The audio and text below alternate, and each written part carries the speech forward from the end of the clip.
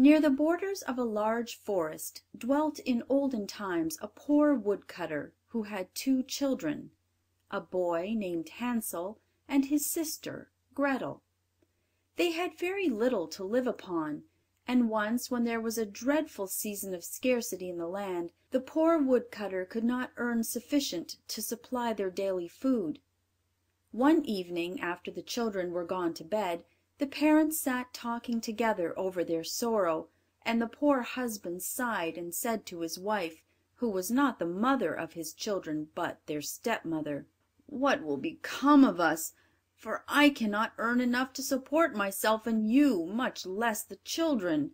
What shall we do with them? For they must not starve." "I know what to do, husband," she replied. "Early to morrow morning we will take the children for a walk across the forest and leave them in the thickest part. They will never find the way home again, you may depend, and then we shall only have to work for ourselves."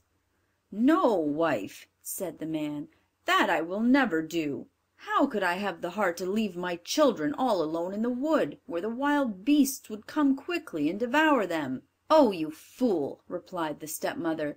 "If you refuse to do this, you know we must all four perish with hunger. You may as well go and cut the wood for our coffins." And after this she let him have no peace till he became quite worn out, and could not sleep for hours, but lay thinking in sorrow about his children. The two children, who also were too hungry to sleep, heard all that their stepmother had said to their father. Poor little Grethel wept bitter tears as she listened, and said to her brother: "What is going to happen to us, Hansel?" "Hush, Grethel," he whispered, "don't be so unhappy. I know what to do." Then they lay quite still till their parents were asleep. As soon as it was quiet, Hansel got up, put on his little coat, unfastened the door, and slipped out. The moon shone brightly, and the white pebble stones which lay before the cottage door glistened like new silver money. Hansel stooped and picked up as many of the pebbles as he could stuff in his little coat pockets. He then went back to Grethel and said: "Be comforted, dear little sister, and sleep in peace. Heaven will take care of us." Then he laid himself down again in bed, and slept till the day broke. As soon as the sun was risen, the stepmother came and woke the two children, and said: "Get up, you lazy bones, and come into the wood with me to gather wood for the fire." Then she gave each of them a piece of bread, and said: "You must keep that to eat for your dinner, and don't quarrel over it, for you will get nothing more." Grethel took the bread under her charge, for Hansel's pockets were full of pebbles. Then the stepmother led them a long way into the forest. They had gone but a very short distance when Hansel looked back at the house, and this he did again and again. At last his stepmother said: "Why do you keep staying behind and looking back so?" "Oh, mother," said the boy, "I can see my little white cat sitting on the roof of the house, and I am sure she is crying for me." "Nonsense!" she replied. "That is not your cat. It is the morning sun shining on the chimney pot." Hansel had seen no cat, but he stayed behind every time to drop a white pebble from his pocket on the ground as they walked. As soon as they reached a thick part of the wood, their stepmother said: "Come, children, gather some wood, and I will make a fire, for it is very cold here." Then Hansel and Grethel raised quite a high heap of brushwood and faggots, which soon blazed up into a bright fire, and the woman said to them: "Sit down here, children, and rest while I go and find your father, who is cutting wood in the forest. When we have finished our work we will come again and fetch you." Hansel and Grethel seated themselves by the fire, and when noon arrived they each ate the piece of bread which their stepmother had given them for their dinner, and as long as they heard the strokes of the axe they felt safe, for they believed that their father was working near them. But it was not an axe they heard, only a branch which still hung on a withered tree, and was moved up and down by the wind. At last, when they had been sitting there a long time, the children's eyes became heavy with fatigue, and they fell fast asleep. When they awoke it was dark night, and poor Grethel began to cry, and said: "Oh, how shall we get out of the wood?" But Hansel comforted her. "Don't fear," he said. "Let us wait a little while till the moon rises, and then we shall easily find our way home." Very soon the full moon rose, and then Hansel took his little sister by the hand, and the white pebble stones which glittered like newly coined money in the moonlight, and which Hansel had dropped as he walked, pointed out the way. They walked all the night through, and did not reach their father's house till break of day. They knocked at the door, and when their stepmother opened it, she exclaimed, "You naughty children! Why have you been staying so long in the forest? We thought you were never coming back." But their father was overjoyed to see them, for it grieved him to the heart to think that they had been left alone in the wood. Not long after this there came another time of scarcity and want in every house, and the children heard their stepmother talking after they were in bed. "The times are as bad as ever," she said. "We have just half a loaf left, and when that is gone all love will be at an end. The children must go away. We will take them deeper into the forest this time, and they will not be able to find their way home as they did before. It is the only plan to save ourselves from starvation." But the husband felt heavy at heart, for he thought it was better to share the last morsel with his children. His wife would listen to nothing he said, but continued to reproach him, and as he had given way to her the first time, he could not refuse to do so now. The children were awake and heard all the conversation, so as soon as their parents slept, Hansel got up, intending to go out and gather some more of the bright pebbles to let fall as he walked, that they might point out the way home, but his stepmother had locked the door, and he could not open it. When he went back to his bed he told his little sister not to fret, but to go to sleep in peace, for he was sure they would be taken care of. Early the next morning the stepmother came and pulled the children out of bed, and when they were dressed gave them each a piece of bread for their dinners, smaller than they had had before, and then they started on their way to the wood. As they walked, Hansel, who had the bread in his pocket, broke off little crumbs, and stopped every now and then to drop one, turning round as if he was looking back at his home. "Hansel," said the woman, "what are you stopping for in that way? Come along directly." "I saw my pigeon sitting on the roof, and he wants to say good bye to me," replied the boy. "Nonsense," she said, "that is not your pigeon. It is only the morning sun shining on the chimney top." But Hansel did not look back any more. He only dropped pieces of bread behind him as they walked through the wood. This time they went on till they reached the thickest and densest part of the forest, where they had never been before in all their lives. Again they gathered faggots and brushwood, of which the stepmother made up a large fire. Then she said, "Remain here, children, and rest, while I go to help your father, who is cutting wood in the forest.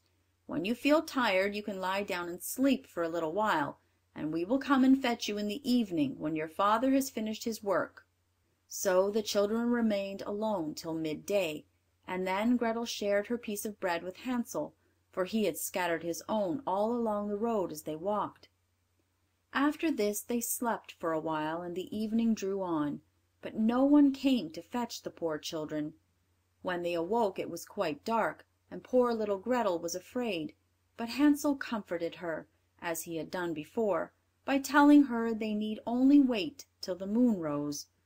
"You know, little sister," he said, "that I have thrown breadcrumbs all along the road we came, and they will easily point out the way home." But when they went out of the thicket into the moonlight they found no breadcrumbs, for the numerous birds which inhabited the trees of the forest had picked them all up. Hansel tried to hide his fear when he made this sad discovery, and said to his sister, "Cheer up, Grethel. I dare say we shall find our way home without the crumbs. Let us try." But this they found impossible.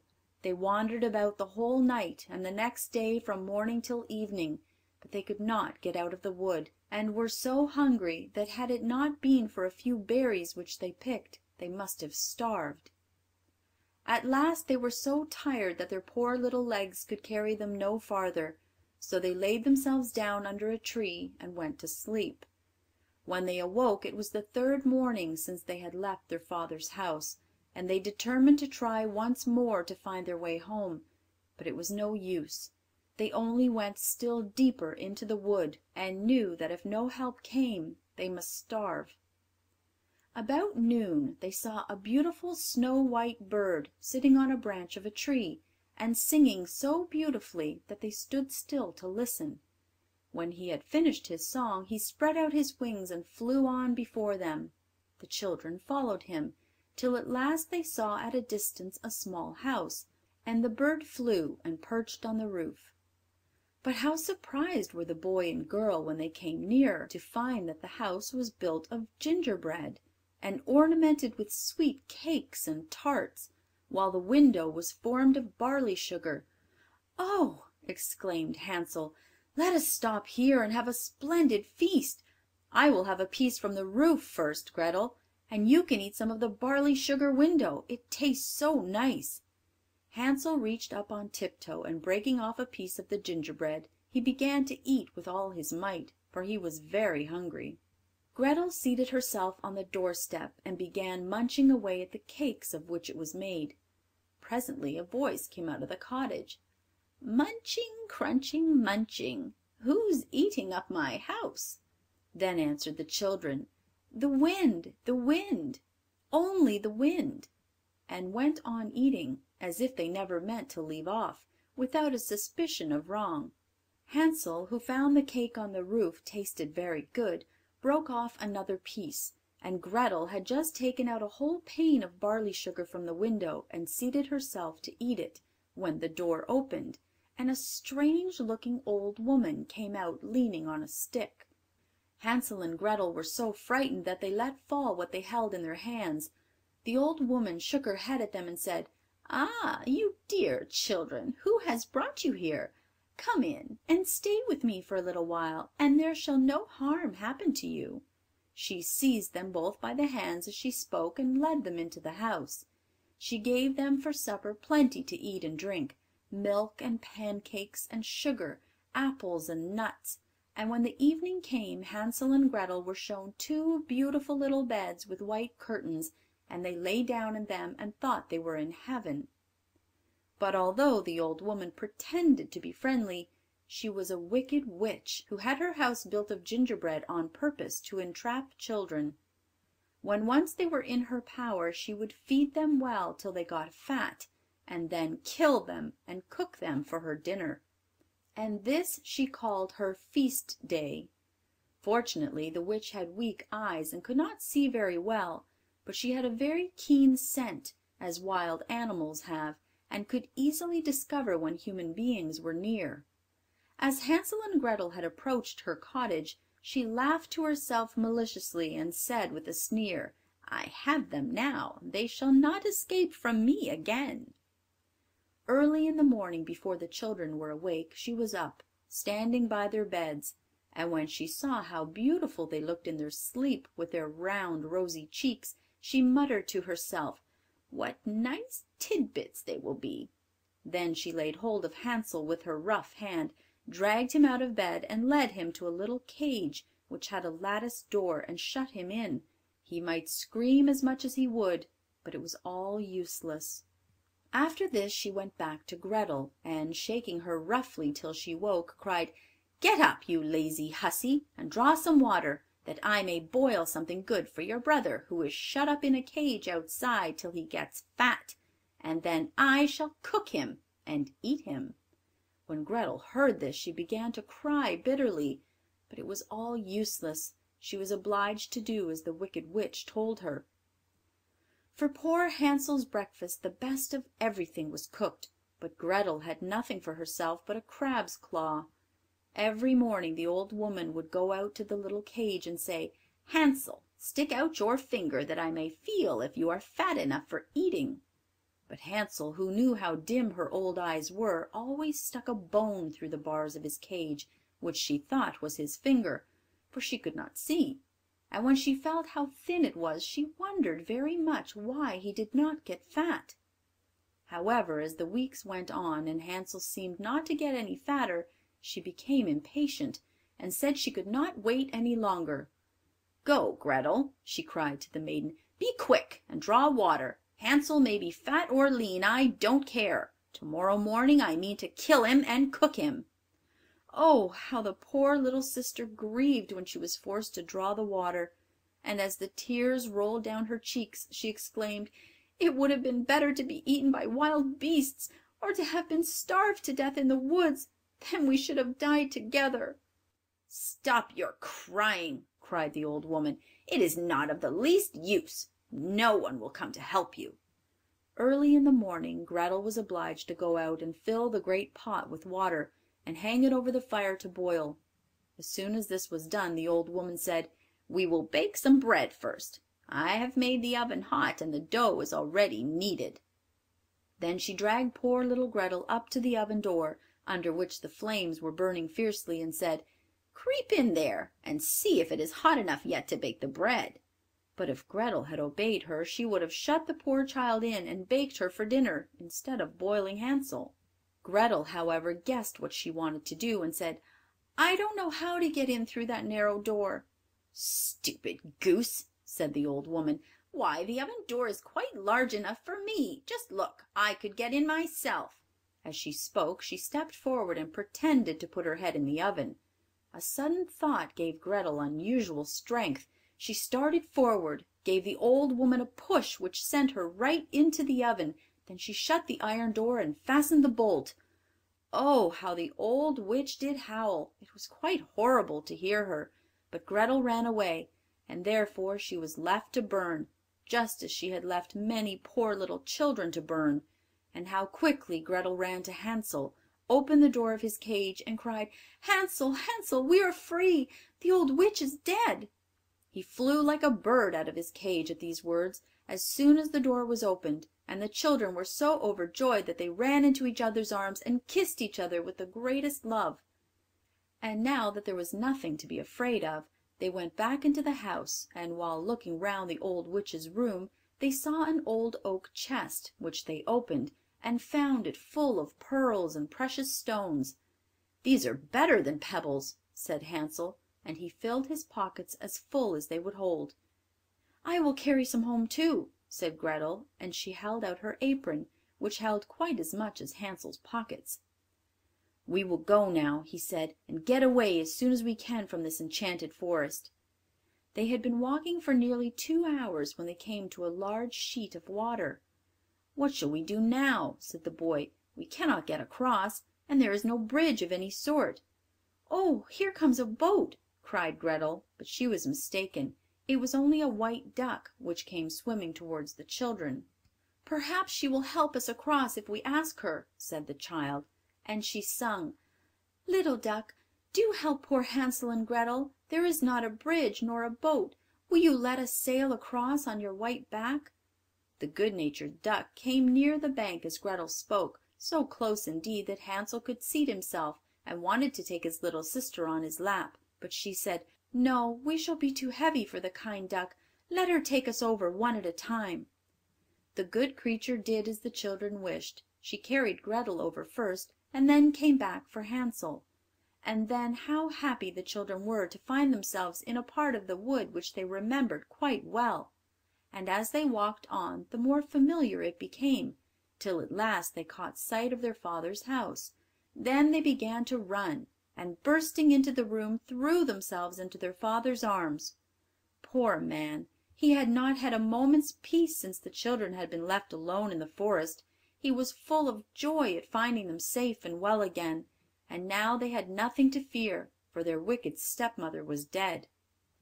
But how surprised the poor woodcutter was when Grethel opened and shook her little apron to see the glittering pearls and precious stones scattered about the room, while Hansel drew handful after handful from his pockets. From this moment all his care and sorrow was at an end, and the father lived in happiness with his children till his death.